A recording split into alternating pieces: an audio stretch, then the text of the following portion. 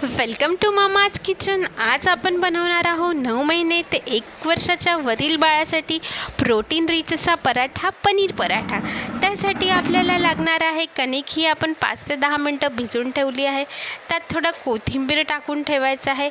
त्यानंतर आपल्याला घ्यायचं आहे पनीर, ते व्यवस्थित किसून घ्यायचं आहे। पनीर हे मी होममेड घेतलेलं आहे, घरी बनवलेलं। तर जनरली बाळासाठी होममेड पनीरच घेता येईल। पनीर व्यवस्थित किसून झालं की आपल्याला त्यात थोडी कोथिंबीर टाकायची।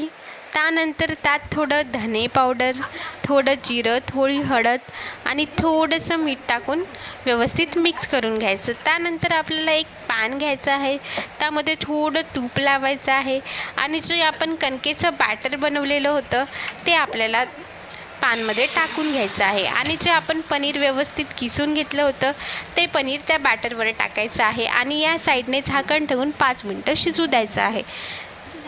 हे 5 मिनटं शिजलं की पनीर पराठा दुसऱ्या साईडने टर्न करून घ्यायचा आहे।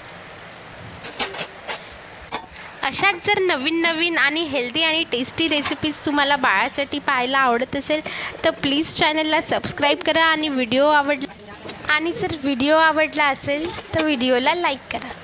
दोन्ही साईडने आपला पराठा व्यवस्थित खरपूस असा भाजून झाला की रेडी आहे आपला हेल्दी, टेस्टी आणि प्रोटीन रिच पराठा, पनीर पराठा।